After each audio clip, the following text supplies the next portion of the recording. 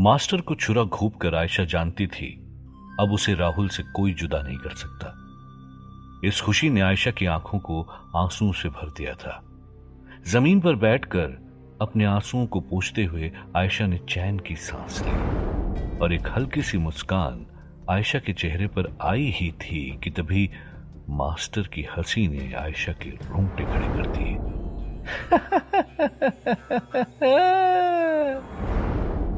आयशा ने पलट कर देखा तो मास्टर ठीक उसके पीछे खड़ा था। आयशा को अपनी आंखों पर यकीन नहीं हो रहा था। इससे पहले मास्टर कुछ कहता आयशा समझ चुकी थी कि मास्टर ने उसके साथ छलावा किया है। 2 पल के लिए आयशा की जीत मास्टर का ही बनाया एक भ्रम था। मास्टर ने आयशा की गर्दन पकड़ते हुए कहा, क्या समझा था तूने मास्टर को? है ये पिद्दी सा चाकू मेरी जान लेगा? हाँ, इतना प्यार है तुझे अपने राहुल से कि सीधे मौत के मुंह में आ गई तू? तो एक बात समझ ले, बचपन से नजर है मेरी तेरे राहुल पर।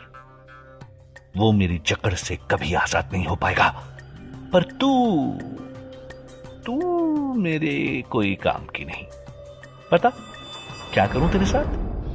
वहीं दूसरी तरफ सीबीआई चीफ नायडू अपनी फोर्स के साथ राहुल के कमरे के बाहर पहुंच चुका था और जैसे ही उसने कमरे का दरवाजा खोला वो देखकर दंग रह गया।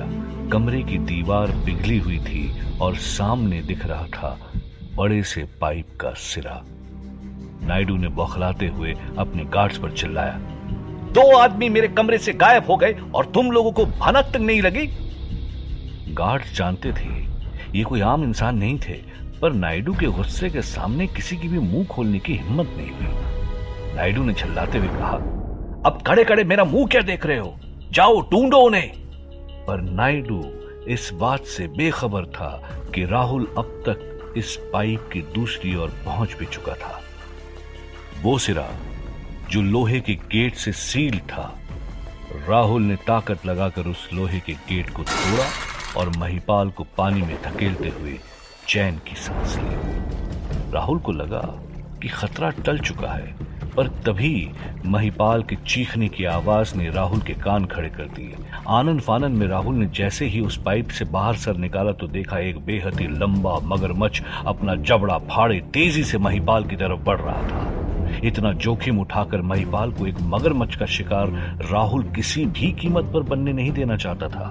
राहुल ने अपनी सारी ताकत लगाकर उस मगरमच्छ की तरफ छलांग लगाई और ठीक ऐन वक्त पर जब महिपाल उस मगरमच्छ का शिकार बनने ही वाला था, राहुल ने अपने दोनों हाथों से उसका जबड़ा पकड़ लिया। पर राहुल को भी अंदाजा नहीं था कि वो मगरमच्छ अपने जोर से राहुल को पानी में खींचता चला जाएगा। राहुल के पानी में जाते ही महिपाल ने उसे नदी से बाहर निकालने के लिए छलांग लगा दी। वो बाहर तो आ गया, पर अब तक ना तो राहुल का कुछ पता था और ना ही उस मगरमच्छ का। और तभी बुलबुल के साथ खून का गुब्बारा पानी की सतह पर आया। ये देखते ही महिपाल सहम गया और खून के साथ तैरते हुए आई एक लाश उस मगरमच्छ की। और फिर खून से लथपथ बाहर आया राहुल। हाँफते हुए राहुल ने महिपाल की तरफ देखते हुए कहा, घबराओ मत, मेरा मकसद पूरा होने से पहले मैं तुम्हें कुछ नहीं होने दूंगा। महिपाल ने राहुल की बहादुरी को सराहते हुए कहा, पहली बार किसी इंसान में अपने मकसद को पाने के लिए इतना पागलपन देखा है। मुझे बचा तो लिया तुमने, पर आगे क्या करना है? राहुल ने गहरी आवाज में कहा, करना नहीं है, जानना है कि कौन हो तुम। क्यों तुम्हें मास्टर, जो जुर्म की दुनिया का बेताज बादशाह है, वो हर हाल में बचाना चाहता है, और दूसरी तरफ नरकदूत जिसके पास अपार शक्ति है, वो तुम्हारी जान के पीछे पड़ा है। क्यों?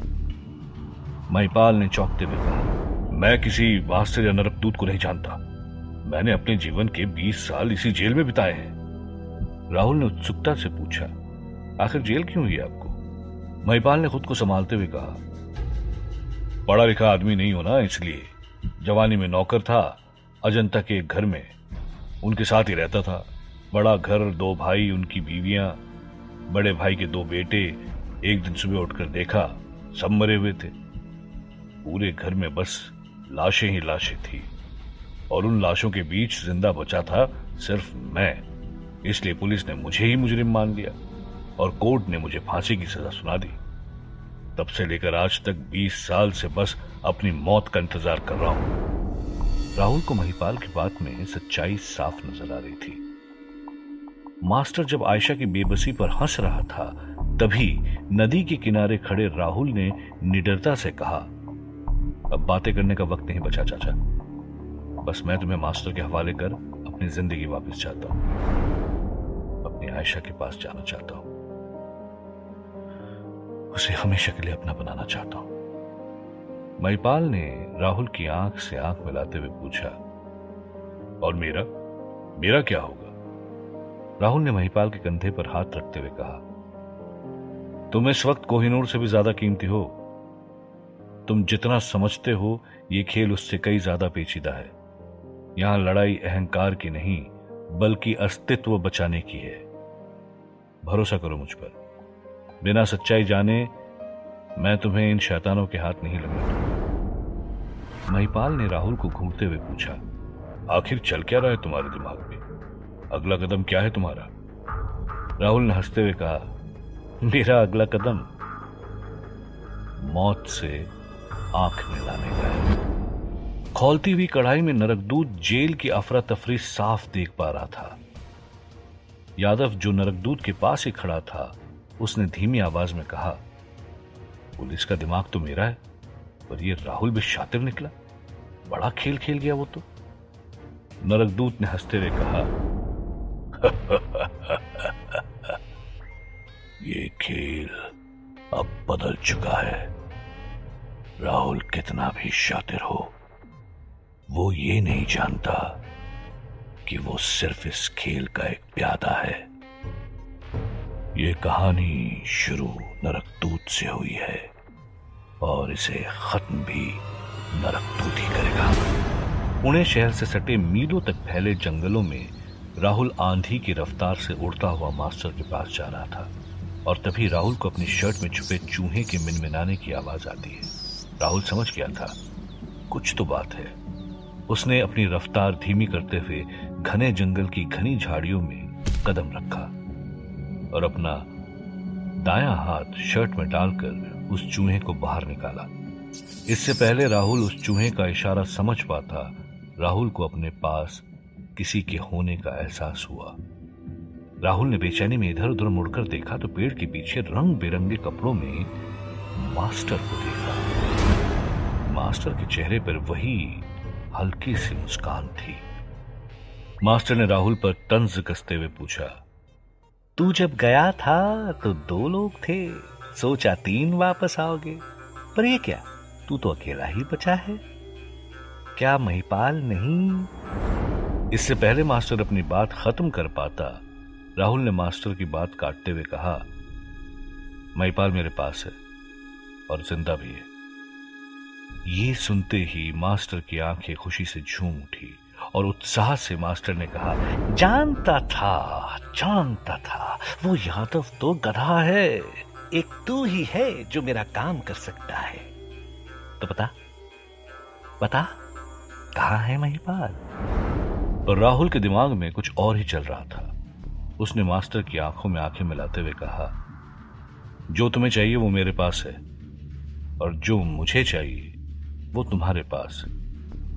तो पहले अपना वादा निभाओ, महिपाल तुम्हें मिल जाएगा। राहुल की ये बात मास्टर को सुई की तरह चुभी। मास्टर समझ गया था कि राहुल बदल चुका है।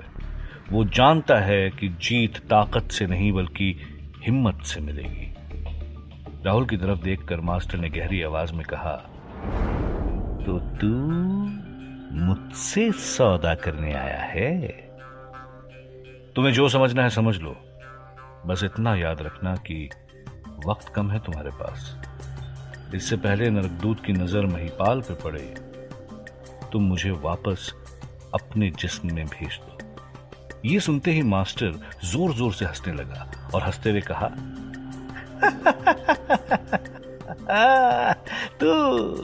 तू मुझे नरकदूत की धमकी देगा? तो ठीक है, बड़ी याद आ रही है ना तुझे नरकदूत की? तो उससे मिलवा ही देता हूं मैं। ये कहते ही मास्टर ने एक इशारे में उस चूहे को अपनी ओर खींच लिया। ये देखकर राहुल भी चौंक पड़ा। उसने ये कभी नहीं सोचा था। और फिर मास्टर ने राहुल की तरफ गुस्से से देखते हुए कहा, अब तू निपट नरकदूत से, मैं चला महिपाल को ढूंढने। राहुल ने चिल्लाते हुए कहा, मेरी मदद के बिना तुम उसे ढूंढ नहीं पाओगे। मास्टर ने मुड़कर कहा, तुझे अंदाजा भी नहीं है मेरी इस चूहे की गैंग का। ये मेरे इशारे पर समुंदर से मोती ढूंढ सकते हैं, तो फिर महिपाल कौन सी बड़ी चीज है। ये कहते ही मास्टर वहां से गायब हो गया और पीछे छोड़ गया राहुल को, जिसे इस मुसीबत से बचने का कोई रास्ता दिखाई नहीं दे रहा था। और तभी अचानक आसपास अंधेरा छाने लगा। ये दस्तक थी नरकदूत की। बदहवास राहुल इधर उधर भागने लगा। वो जानता था कि अगर इस बार वो नरकदूत के हाथों लग गया तो उसका मरना तय है। देखते ही देखते हवाएं तेजी से चलने लगी। राहुल तेजी से भाग ही रहा था कि तभी एक बड़े से पत्थर से टकराकर राहुल जमीन पर गिर गया। डर के मारे राहुल ने अपनी आंखें बंद कर दी। नरकदूत की गुफा से आने वाले आग की तपन को राहुल महसूस कर सकता था, पर धीरे धीरे वो तपन कम होने लगी। राहुल को यकीन नहीं हो रहा था। हिम्मत से जब राहुल ने अपना सर उठाकर देखा तो पाया कि अंधेरा छट चुका है, हवाएं थम चुकी हैं। राहुल समझ नहीं पा रहा था कि आखिर हुआ क्या। ये बात तो तय थी कि नरकदूत ने उसे ढूंढ लिया था, पर फिर वो उसके सामने क्यों नहीं आया? राहुल की इसी उलझन का जवाब सिर्फ और सिर्फ नरकदूत के पास ही था, जो इस वक्त अपनी गुफा में खड़ा खौलते हुए कढ़ाई में राहुल को देख पा रहा था। नरकदूत ने पलटकर अपनी बाईं ओर देखा, जहां खड़ा था यादव। यादव ने हाथ जोड़ते हुए नरकदूत के सामने अपना सर झुकाया और कहा, मुझ पर दोबारा भरोसा करने के लिए शुक्रिया। मैं आपको यकीन दिलाता हूं, ऐसा खेल खेलूंगा राहुल खुद महिपाल को लेकर आपके पास आएगा। ये सुनते ही नरकदूत हंस पड़ा और कहा, जा देखता हूं पुलिस वालों का दिमाग कितना तेज होता है। यादव की आंखों में राहुल के लिए गुस्सा साफ दिख रहा था। अपने दांतों को रगड़ते हुए यादव ने कसम खाई, इस बार तू मुझे चकमा नहीं दे पाएगा राहुल। अब तेरी कहानी का दी एंड मैं करूंगा। वहीं कमिश्नर काफी देर से रोड के किनारे खड़ी अपनी गाड़ी में बैठा हुआ था और अपनी घड़ी की तरफ देखते हुए कहा, अब तक तो आयशा को आ जाना चाहिए था। कमिश्नर खुद घने जंगल में आयशा की तलाश के लिए निकल पड़ा।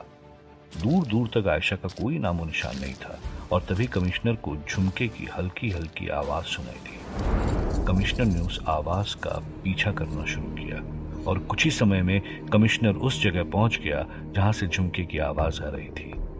पर काफी ढूंढने के बाद भी कमिश्नर को झुमका दिखाई नहीं दे रहा था। और फिर तभी कमिश्नर का ध्यान अपने पीछे वाले लाल पेड़ पर गया और जैसे ही कमिश्नर ने ऊपर देखा तो पाया कि आयशा का एक झुमका पेड़ की डाल से लटक रहा था। ये देखते ही कमिश्नर दंग रह गया और उसने जोर जोर से आयशा का नाम पुकारना शुरू किया, आयशा, आयशा। और तभी कुछ ही दूर पर कमिश्नर को आयशा के गले का हार दिखा। अब तक कमिश्नर समझ चुका था कि आयशा के साथ कुछ बहुत ही बुरा हुआ है। और तभी कमिश्नर की आंख नीले रंग के कपड़े पर पड़ी। जैसे जैसे कमिश्नर उस कपड़े की तरफ बढ़ा तो वो देखकर दंग रह गया कि कपड़ा नहीं बल्कि आयशा की साड़ी थी। उस साड़ी को कमिश्नर ने जब हाथ में लिया तो पाया उस साड़ी में कई छेद थे। ये कोई ऐसे वैसे छेद नहीं थे, किसी के काटने के छेद थे। बारीकी से देखने पर कमिश्नर समझ चुका था ये छेद तभी बन सकते हैं जब एक साथ हजारों चूहे इस पर टूट पड़े हों। ये सोचते ही कमिश्नर की रूह कांप उठी। वो सोच भी नहीं पा रहा था कि जब साड़ी का यह हाल है तो आयशा किस हाल में होगी। आखिर क्या किया मास्टर ने आयशा के साथ। और तभी कमिश्नर को अंदाजा हुआ कि वो इस वीरान जंगल में अकेला था। डर के मारे कमिश्नर वहां से पागलों की तरह अपनी गाड़ी की तरफ भागने लगा था।